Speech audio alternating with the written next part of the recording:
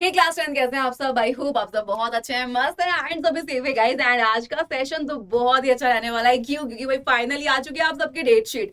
काफी दिन से बच्चे परेशान थे, है ना। इतनी न्यूज आ रही थी कि भाई डेट शीट आ गई, डेट शीट आ गई, लेकिन डेट शीट आ ही नहीं रही थी। और कल अचानक से सीबीएसई ने कर दिया डेट शीट को अनाउंस। ठीक है, तो भाई यहाँ पे डेट शीट तो आ गई है। ये चीज देखो, हमें पहले से पता थी कि भाई 15 फरवरी से एग्जाम रहेंगे, लेकिन हमें ये चीज नहीं पता थी कि आखिर किस डे पर कौन सा एग्जाम रहने वाला है ना।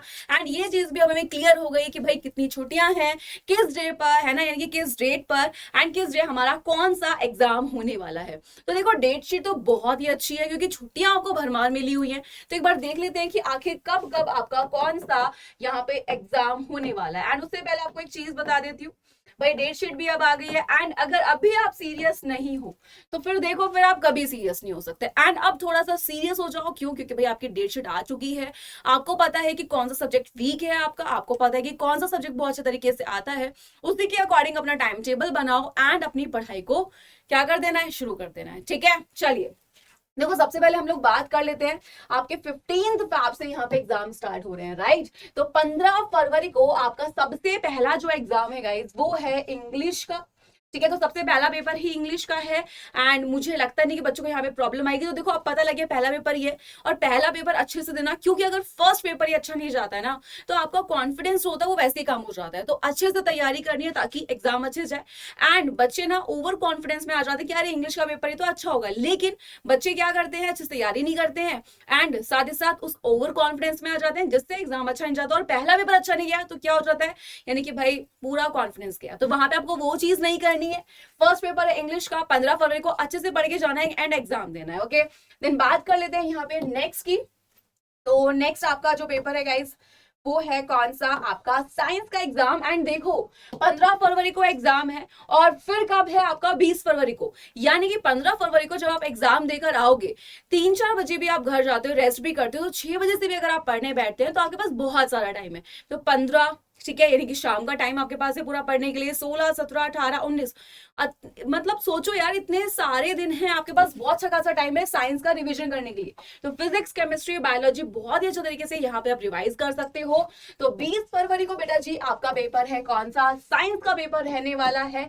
ठीक है, एंड टाइमिंग ध्यान रखना कि किस टाइम पर है। ओके, नेक्स्ट देख लेते हैं यहाँ पे। नेक्स्ट आ जाता है आपका जो एग्जाम। देखो कुछ बच्चे संस्कृत को चूज करते हैं, तो याद रखना जो बच्चे संस्कृत लेते हैं उनका जो एग्जाम है वो 22 फरवरी को है। एंड साथ ही साथ जो आपका नेक्स्ट एग्जाम है वो है फिर कब, 25 फैब, यानी कि एंड वो है सोशल साइंस।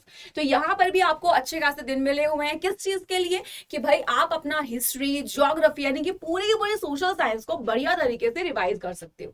ठीक है, तो अब आपको डरने की जरूरत नहीं है। काफी बच्चे बोलते हैं कि मैम छुट्टियां नहीं मिलती है, डेली एग्जाम होते हैं, मैम कैसे करेंगे। तो देखो यहाँ पे डरने की बात तो है नहीं। अब आपको ये चीज तो क्लियर हो गई कि भाई इस दिन हमारा एग्जाम है। तो सबसे पहला एग्जाम किसका, इंग्लिश, देन आपका साइंस, एंड उसके बाद सोशल साइंस। एंड जो बच्चे संस्कृत चूज करते हैं तो उनका 22 फरवरी को एग्जाम है। ओके, चलिए आगे देख लेते हैं यहाँ पे। एंड नेक्स्ट आ जाता है आपका बेटा जी यहाँ पे हिंदी का एग्जाम। एंड हिंदी का एग्जाम है आपका कब, आपका 28 फरवरी। तो 28 फरवरी को बेटा जी आपका हिंदी का एग्जाम रहने वाला है। एंड उसी के बाद आगे आ जाते हैं यहाँ पे। एंड नेक्स्ट एग्जाम कौन सा बचा है अभी, चलिए तो यहां पर आ जाता है बहुत ही इंपॉर्टेंट, जो कि है मैथ्स। ठीक है, एंड मैथ्स के लिए भी आपको अच्छी खासी तैयारी करने के लिए मतलब टाइम मिला है। सोच लो इतनी छुट्टियां दी है सीबीएसई ने। सीबीएसई ने बोला है कि भाई तुमने नहीं पढ़ा ना पूरे साल, चलो आप इतनी छुट्टियां दे देते हैं कि अब तो पढ़ के तुम अच्छे से एग्जाम को दे दो। तो देखो यहाँ पे 10 मार्च को आपका एग्जाम है कौन सा, मैथ्स का एग्जाम। एंड बच्चा आपका कौन सा, आईटी का। तो आपका जो आईटी का एग्जाम है गाइज वो है 18 मार्च को। ठीक है, तो 18 मार्च तक चलने वाले गाइज आप सबके एग्जाम, क्योंकि छुट्टियां बहुत सारी दी है इसीलिए।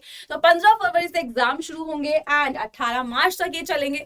तो डरने की बात नहीं है। मैं बस एक चीज बोलूंगी, अपनी तैयारी अच्छे से करो। ठीक है, आपको बस पढ़ना है। ठीक है, बाकी काम हमारा, हम तो पढ़ाएंगे ही बहुत अच्छे से, बस आपकी भी ये रिस्पॉन्सिबिलिटी बनती है कि आप अच्छे से पढ़ो। ओके, बाकी आप सबकी तैयारी के लिए ऑलरेडी बैचेस चल रहे हैं। ठीक है, फ्री वाली क्लासेस भी चल रही है गाइस। सो आपको कुछ नहीं करना है यहाँ पे। ठीक है, ऐप पर जितनी भी स्पेशल क्लासेस चल रही है उन क्लासेस को देखना है, क्योंकि वहां पे one shot revision, previous year questions, सभी चीज की आपको प्रैक्टिस कराई जा रही है, ठीक है। एंड डरोगे तो तैयारी नहीं हो पाएगी, अच्छे से पढ़ना है सारी क्वेश्चंस, ठीक है, सारे टॉपिक को अच्छे से पढ़ो। एंड साथ ही साथ आपको एक चीज और बता देती हूँ कि आपका जो भी कोर्स आप लेना चाहते हो अभी रिवीजन के लिए, तो वहां पे 50% का ऑफ तो मिलेगा ही, साथ ही साथ आपको वहां पे 4 मंथ एक्स्ट्रा पढ़ाया जाएगा। फॉर एग्जाम्पल आप 11th का बैच अभी से ले लेते हो तो वहां पे 4 महीने आपको एक्स्ट्रा पढ़ाएंगे, ठीक है। तो आपको कुछ नहीं करना है, यूज करना है coupon code Unacademy and classes अच्छे से लो।